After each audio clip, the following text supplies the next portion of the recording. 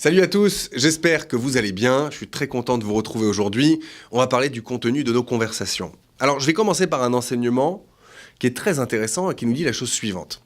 Si jamais il y a deux personnes qui sont assises l'une en face de l'autre et qui discutent et qu'il n'y a pas entre elles de paroles de Torah, on les considère comme une assemblée de moqueurs. Alors aujourd'hui on dirait des gens vides.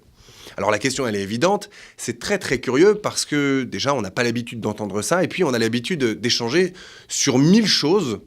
D'accord, on peut parler de tout dans la vie, on peut parler pour le plaisir de la conversation, on peut raconter ce qui nous est arrivé la veille, et ça ne fait pas pour autant de nous des gens vides, des gens creux. Alors, qu'est-ce qu'on vient nous enseigner ? Alors, certains vous diront que c'est un objectif, c'est-à-dire que toute spiritualité aboutie habite la totalité de nos conversations, c'est-à-dire qu'on ne parle que de ça. Alors j'entends, mais c'est vrai qu'il est très important de regarder les mots du texte.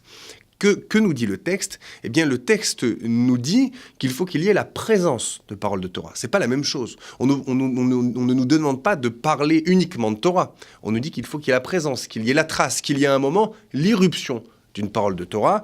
Torah, évidemment, on peut le traduire dans son sens large.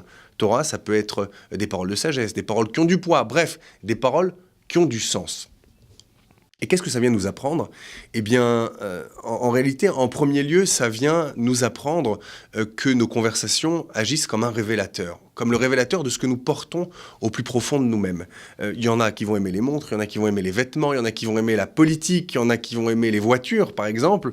Eh bien, même si jamais, au départ, on est engagé dans une conversation qui n'a aucun rapport avec ces sujets, ce qu'il faut se dire, c'est qu'il y a toujours un moment sur lequel eh bien, les sujets qui nous passionnent et qui nous habitent, on va les remettre sur le tapis. Au détour de n'importe quelle conversation, on va en parler.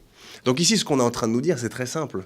C'est que si jamais, dans nos conversations, on n'a pas à un moment, un tant soit peu, l'expression de quelque chose qui a du sens, de quelque chose qui révèle que nous avons une démarche dans la vie, eh bien, c'est qu'il y a un vide. Et dans ce cas-là, il faut commencer à s'interroger. Donc ça veut dire que la parole qui agit comme un révélateur, c'est un fabuleux outil de connaissance de soi. On va apprendre à se connaître à travers justement ce qu'on va dire, ou plus précisément à travers les sujets qui vont revenir le plus. Donc un petit exercice qui est très simple, on va déjà commencer par se demander, si jamais on nous enregistrait, de quoi est-ce qu'on parle le plus. Ok ? Maintenant la deuxième, c'est est-ce qu'il y a une trame ? Est-ce qu'il y a de temps en temps des paroles qui ont du sens, qui reviennent, parce que tout simplement, les paroles qui ont du sens, elles donnent sens à tous ces sujets. Elles les unissent dans un projet commun. D'accord ? Donc ça, c'est un premier exercice pour déjà commencer à être attentif à ce qu'on dit, à ce dont on parle. Et un deuxième exercice, si jamais vous voulez connaître les autres, eh bien, soyez attentifs à ce qu'ils disent. Pas aux grands discours qu'ils font, mais à ce qu'ils disent, à ce qui est plus subtil et ce qui va revenir dans leur conversation. Est-ce qu'il y a des choses qui ont du sens qui reviennent ou pas ? Je vous laisse réfléchir à ça et puis on va essayer de le mettre en pratique et de le tester. Let's go !